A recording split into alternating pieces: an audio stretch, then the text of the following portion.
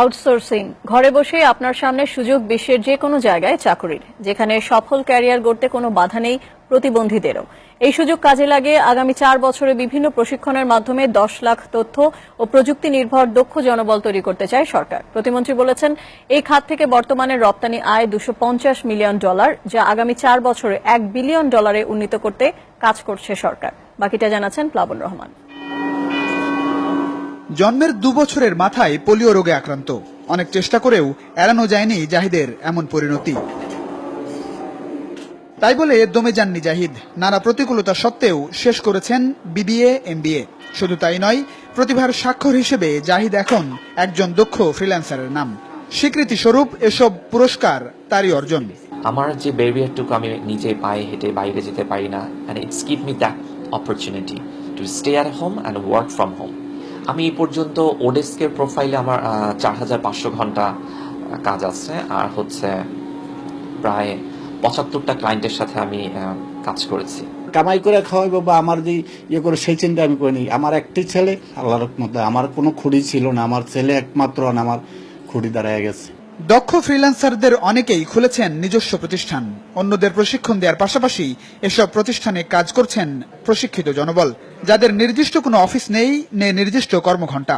সবাই ডলার আয় করার পাশাপাশি বেশ উপভোগ করছেন আউটসোর্সিং। এই সেক্টরে কাজের ধরনের কোনো অভাব নেই, ছোট ছোট, কিন্তু আমাদের যে কোনো একটা এরিয়ায় এক্সপার্ট লেভেলটা লাগবে। ফিউচারটা আমার কাছে যেটা মনে হয়, এটা খুব ব্রাইট। ওয়ার্ল্ডের যে ট্রেন্ড, যেটা সবকিছু কয়েকদিন পরে কম্পিউটারাইজড হয়ে যাবে, নেক্সটে আমি হয়তো এই ফিল্ডে লিড করতে পারবো। এই সুযোগই কাজে লাগাচ্ছে বর্তমান সরকার। শুধু রাজধানী নয়, তথ্য ও প্রযুক্তি নির্ভর বিভিন্ন প্রশিক্ষণ কর্মসূচি চলছে উপজেলা পর্যায়ে। পর্যায়ক্রমে আগামী 4 বছরে 10 লাখ মানুষকে এই কর্মসূচির আওতায় আনতে চায় সরকার। প্রতি মাসেই $200-300 করে ইনকাম করছি।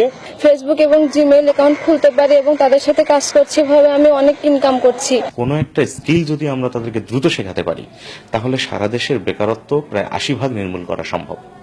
আমরা গার্মেন্টসে যাদেরকে দিয়েছি তারা কিন্তু আনস্কিল লেবার আমাদের, কিন্তু এখানে কিন্তু আনস্কিল লোক হলে চলবে না, এখানে লাগবে স্কিল্ড ম্যান পাওয়ার। এই স্কিল্ড ম্যান পাওয়ার তৈরিটা হচ্ছে প্রধান চ্যালেঞ্জ। আমাদের বর্তমানে যে $250 মিলিয়ন আইসিটি রপ্তানি আয় রয়েছে, সেই $250 মিলিয়ন কে আমরা $1 বিলিয়ন উন্নীত করব এবং আগামী 4 বছরে প্রায় 10 লাখ মানুষের এই তথ্য প্রযুক্তি নির্ভর আমরা কর্মসংস্থানের ব্যবস্থা করব। বাংলাদেশে বর্তমান জনসংখ্যার 60 থেকে 65 ভাগই তরুণ, যাদের একটা বড় অংশই ইন্টারনেটের আওতায়। পর্যায়ক্রমে সব মানুষকে দ্রুতগতির ইন্টারনেটের আওতায় আনতে চায় সরকার, যাতে করে আগ্রহ থাকলেই বিশ্বের যে কোনো দেশের চাকরি থাকবে আপনার হাতের নাগালে। এসব সফটওয়্যার ডেভেলপাররা এখানে বসে শুধুমাত্র বাংলাদেশের কাজই করছেন না, আমেরিকা, কানাডা সহ পৃথিবীর বিভিন্ন দেশের কাজ করছেন ঘরে বসেই। আপনিও করতে পারেন আউটসোর্সিং। আর এক্ষেত্রে গার্মেন্টস সেক্টরকেও বৈদেশিক মুদ্রা অর্জনের ক্ষেত্রে ছাড়িয়ে যেতে পারে সম্ভাবনাময় এই প্রযুক্তি খাত। তবে সফল হতে বিকল্প নেই ধৈর্যের সঙ্গে পরিশ্রমের। প্লাবন রহমান, এসিটিভি, ঢাকা।